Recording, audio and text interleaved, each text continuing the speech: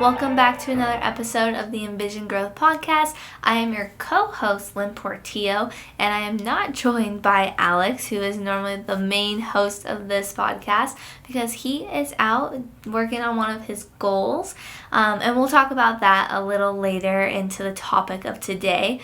But I will be taking you on this conversation in this episode today on my own. I have some notes in front of me. It will be a little shorter than normal because I don't have my partner next to me to help keep that conversation going and ask me some good questions like he always does. But we'll do the same flow. I'm going to share my peaks and valleys, and then we'll get into the topic that I want to talk about, which I'll explain more as we get into it. So thanks for being here, and thanks for staying with our podcast. So really quick, I'll do my peaks and valleys. My peak for this week, I would say, is going to do our 75 hard workouts. We've been trying to include Rhaegar in those a lot more because, we do have to do 2 a day, and it's just been so fun to get him included in it, and we want to, teach him that it's good to stay active. So the other day we went to the park and we were trying to teach him to walk. And I saw this video where you hold your baby in front of you and you run with them in front, and then so their feet are going do do do really really fast, and then when you let them go, they're supposed to be able to walk after that because they're used to running. It didn't really work on how the video showed it worked for their baby, but he did do about 4 steps on his own. So we are getting there. There's progress, but he's just getting so good in general. He'll hold our finger, just one finger like this, and it's so cute and adorable. So hopefully he'll be walking soon. I think that's why he hasn't been sleeping at all. He's learning this new skill. So that's definitely my peak. My valley, I would say, it's been a pretty good week. One valley could be that Alex isn't here to do the podcast with me, or, work has been kind of hard. It's not really a valley, but I've been sitting in some discomfort, trying to learn some new skills, going through some challenges. So it's just been a lot of growth opportunities, and that can always kind of be, stressful and a lot to process. So definitely, I guess, on my work side, I'm just trying to learn and grow in my role, and it's been a lot of challenges. But good challenges, because you don't grow if you don't sit in discomfort. Along with that, I guess that kind of takes us into the topic of this podcast. So Alex doesn't know what my topic is going to be, so he'll be surprised when he's listening to this, which is fun. But for the topic, I do have my notes here. I will be glancing down at them a little bit because I wrote a lot, 2 pages of what I want to talk about, and it kind of has to do with what Alex is doing right now. So right now, Alex is on a men's trip where it's a bunch of guys that come together that are pretty like-minded. They have goals, things they're working on. It's really like a self-development trip. And they go outdoors, spend time in nature, and kind of get that time to themselves that men don't really get in society. I feel it's hard to take that time to have a break and do things you love, like fishing and archery and cold plunging and just being out in nature, shooting, getting that time with others who are aspiring to the same goals as you.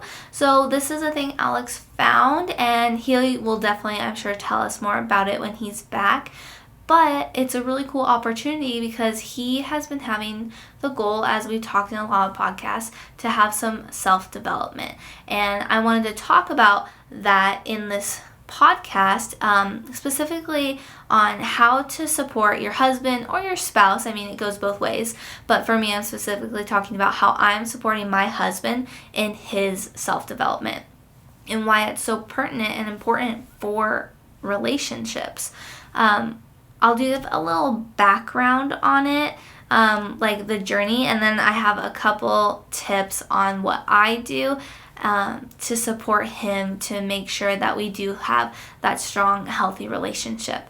And just self-development in general is really important. I think it has been kind of, underrated, but also glamorized in a different way in society. I mean, you see a lot of mental health stuff. Take care of yourself, do skincare, take nice relaxing baths, get into fitness, eat well, and a lot of those things are really important. But that's really making yourself comfortable and saying, hey, you're working hard, make sure you take care of yourself here and not be stressed.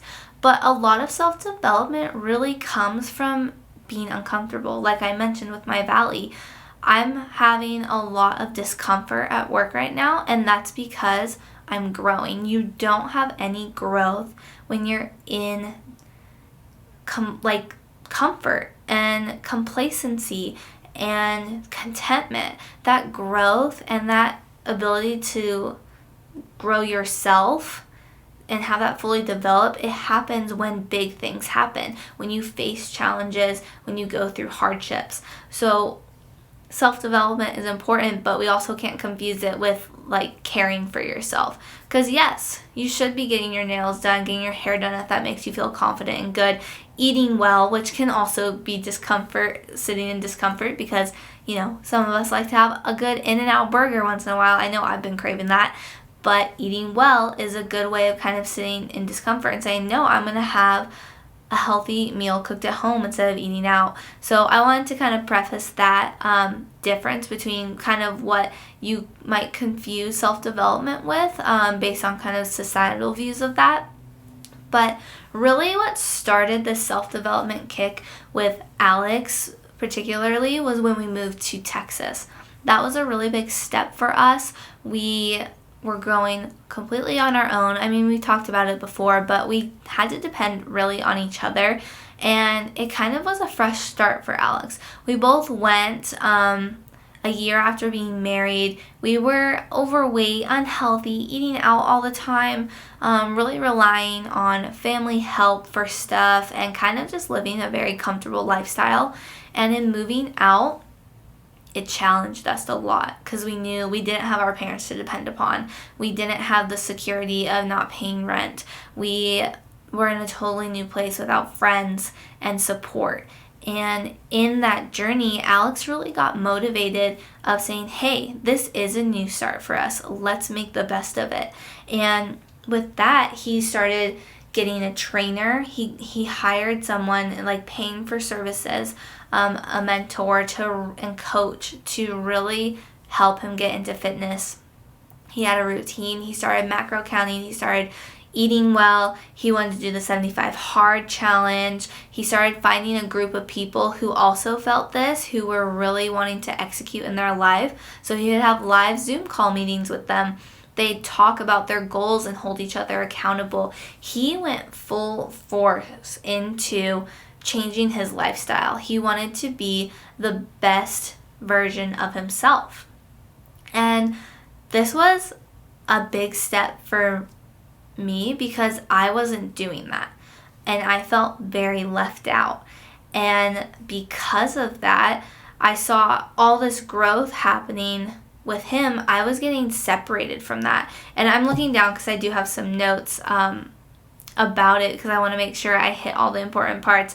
But he was really improving with the physical side and his diet and his mindset. He was having other people, like-minded people, who were holding him accountable. So he was no longer being lazy. He was holding his end of the bargain, honestly, in our relationship. Like when we got married, he has his husband duties and I have my wife duties, and he was really pushing himself to be the best husband he could be.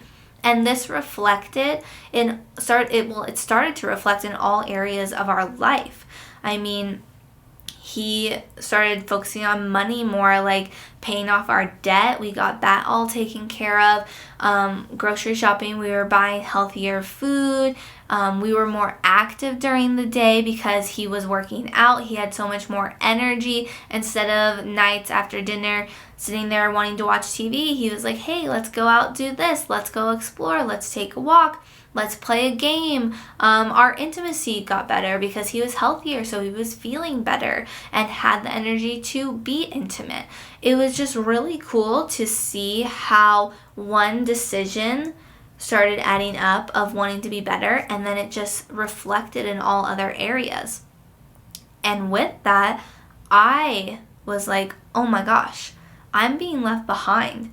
I need to step it up and be a part of this, because if I didn't, it would keep creating that separation between us, which that's what causes, relationship problems and marital drift. Because if he's improving himself and I'm just staying where I'm at, how am I going to be the wife that I need to be for him and just be for myself? I'm watching him grow and be the best version of himself while I'm sitting in such a place of complacency. So I think with self-development on how I can support my husband, a big thing of that was, let me get involved in this too.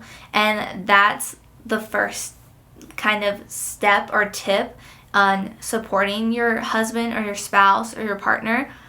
You need to work on yourself, on your self-development to be a better version of you. If you are not doing that, you are going to be feeling left out and when someone else is growing, but you're also not going to be able to contribute to the relationship if you're not at the place they are. So to do that and work on my self-development, I just started copying him. I read the books he was reading. I participated in the 75 Hard Challenge the first time we did it because I didn't want him to do it alone, and I thought, okay, this would be a good way to kickstart that. I got the same exact coach and trainer that he had so I could get into fitness, and along with that came with me macro counting, so then we started the same diet, and all of that, the stuff I saw him doing, I just tried to emulate that. And it really brought us closer because we started doing the same things and having that same lifestyle. So with me doing it as well, it quickly started motivating him to be even better. If you know Alex, he loves competition. As you know, he's mentioned he needs a challenge. We're doing the 75 Hard Challenge again because he wanted a challenge so he can do better. So also having me start doing this, I'm a competition now. I'm working to get into my best shape. And while I was overweight, I didn't have as much to lose as Alex did. So already I kind of have a head start. If I'm immediately starting to get back into it, I'm going to be getting into better shape and getting healthier. So he took it as, a challenge and a competition and also something we're doing together. So we're motivating each other, we're challenging each other, and that support really kept helping him with his self-development. So that's my first tip, is work on yourself so you can better support your husband, your spouse, whoever it is, and then you're growing together. And then my second thing that I really did to support him, which I think this is kind of the hardest tip that we can do, and that is giving him space to do the things he needs to do for self-development. Self-development takes a lot of time, it takes a lot of resources, and it takes a lot of effort. And if you're not given that space to fully commit to it, you're not going to be able to grow. So Alex does need space to do this. And there's a lot of different things that he does that I try to give him that space to do so, which this trip is a big one. I'm doing the podcast by myself because I wanted to give him this opportunity. I'm alone with my son, so I do have his baby monitor here listening for him while recording this to make sure that he's okay, because I'm still his mom. I still have responsibilities, but I can do it. It's not a hard sacrifice to let Alex go do these things that he needs to do, things that could inspire him and be a better version of himself. So he's on this trip. He's going to be gone for a couple of days. I also try to give him space in other ways too. In the morning, I let him have that morning to himself so he can be with God and so he can be alone. And that time is really important because he's starting it on a really positive note. I want the best version of him. And so if he's not able to give that to me, then it's going to make everything hard. So I want to give him that space to do the things he needs to do. And it can honestly, it doesn't have to be so direct like he's going on a trip. Yes, that's space. Yes, he's praying. Like, it can be simple things too. I try to give him space when he wants to hang out with friends and go out to dinner so he can have that time with men who are working on the same goals, they can talk and visit and have that space. But even if it's, hanging out with friends playing video games or going to the gym, keeping up your fitness, I think it's really important to give that space so he can grow and do the things he needs to do to come home and be the best husband and father he can be to me and Rhaegar. I mean, it's not like he's partying it up in Vegas for the weekend, although we do like to go to Vegas and enjoy it, but he's doing things for the betterment of himself, because if he's coming home from work drained and grumpy and upset and stressed, the family unit is going to suffer. We are going to have to deal with it. He's going to put that stress on us. I'm going to try to do whatever I can to compensate it, and then he's going to take it out on us. So giving him that space to be the best version of himself is really important, and you have to be intentional with it. Sometimes he just needs to know, like, hey, you can go do this and be on your own. I've got it. I can hold down the fort here while you do what you need to do. He has another trip coming up really soon, right after we celebrate Rhaegar's birthday, and it seems pretty quick and back to back, but in the long run, it's resources he's getting and utilizing, so down the road, we can create a legacy through what we're strengthening ourselves with. And we want to be able to teach Rhaegar that you have to sit in discomfort, you have to grow, you have to try new things, and it's important to be given that space to do so. So space is one of the hardest things. I struggled with it in the beginning of our relationship, but I found how important it is for us to do that together and for each other. And that kind of leads me into the next point and the last point I want to touch upon with how to support him in his self-development. And that's really being intentional with the time I have with him and listening to his passions. So what I mean by that is me not being selfish with my time with him and being intentional with it. And with that, I think it's hard because we all want to do our own thing. Time is very limited in life. We don't know how much we have, and we want to use it wisely. And I want to use my time intentionally with him to do the things he's passionate about. I take my time to go out, shoot archery with him. Sometimes I might not shoot. I'll bring Rhaegar and we'll just hang out and watch him shoot and support him. But that's me being intentional with my time. Yes, I could be home getting chores done, cooking meals, food prepping, resting, relaxing. But I feel like my time can be better spent out there supporting him, listening to him talk passionately about archery and hunting and participate. I mean, I grew up doing archery more traditional. It's new for me to be into compound, but I'm able to get back into it and I'm learning new passions for myself too. But it also, when you're there listening to someone talk so passionately about something, that's what you see with like motivational speakers. They're up on stage talking passionately about these amazing things, the things they're working towards or doing or learned from. And it's that passion that motivates others. So me being able to listen to him talk so passionately, it motivates me to be better too, but it also shows how much support I have. He's not just saying something and it's going in one ear and out the other. I'm intentionally listening to him. I'm asking thoughtful questions, actively listening, and it creates such a good dynamic. And we do it with a bunch of things. Even with he does shooting, with guns and stuff as well, and I'll go out. I don't really shoot most of the time, but I bring Rhaegar and we watch him and we celebrate when he does well. We tease him a little bit when he doesn't do well, and just having his family back there to support is motivating for him to do better and try harder. Even something that's not really professional development, but kind of going back to taking care of yourself, video games. Anyone who knows me knows I'm not a video game advocate. I'm not a fan of them, and I've never really been. But Alex enjoys it. It's his way to take a load off his shoulders and relax.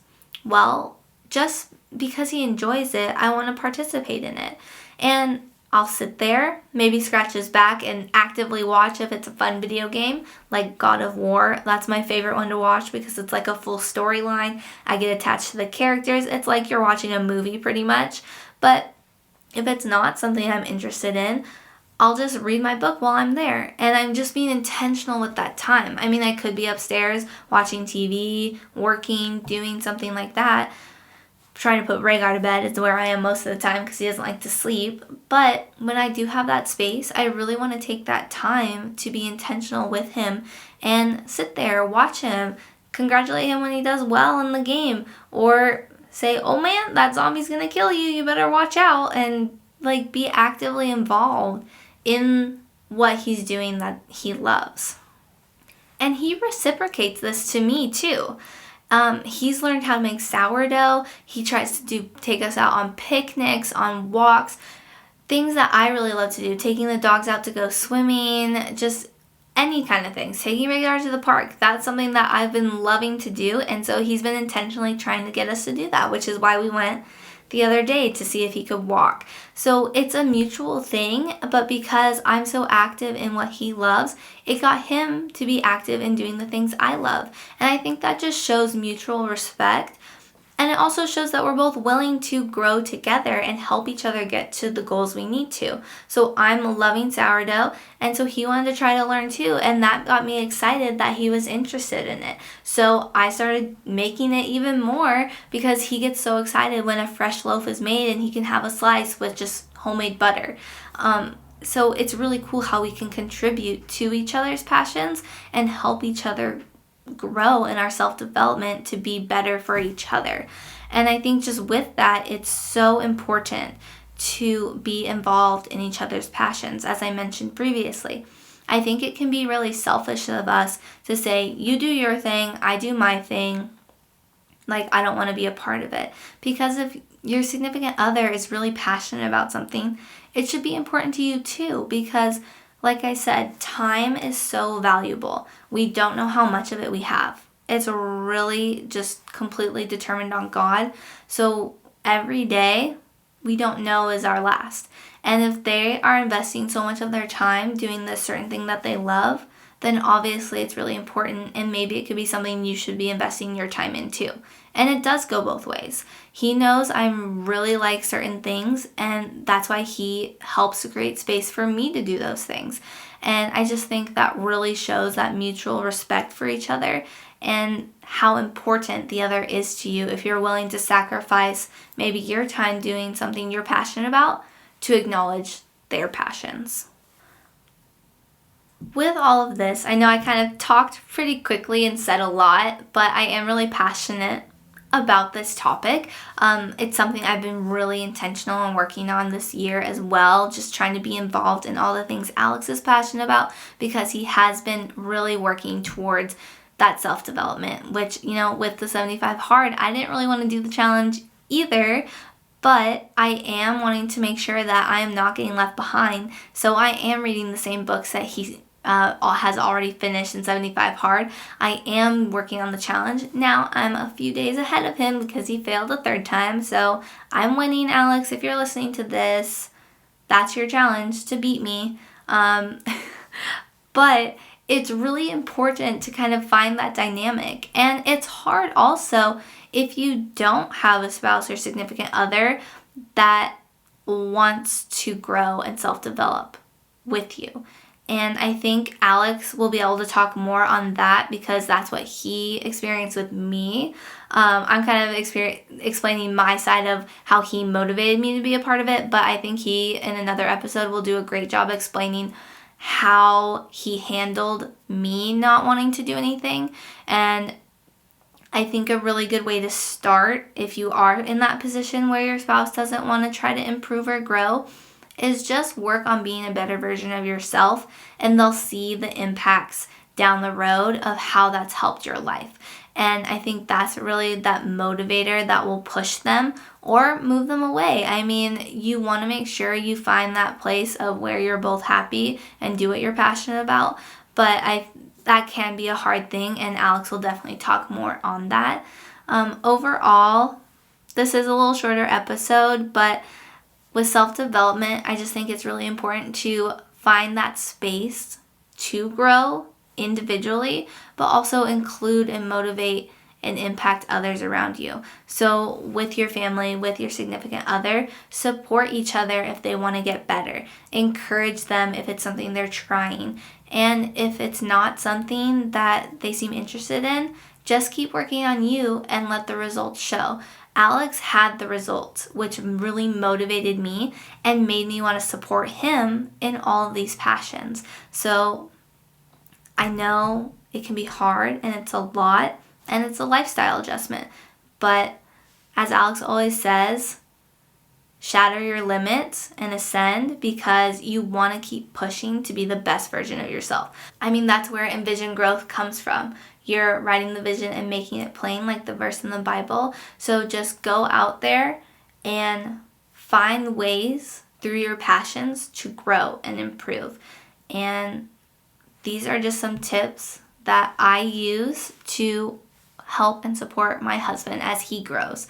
So I hope he's having a great trip. I can't wait to hear about it. And you guys will hear about it more in our next episode.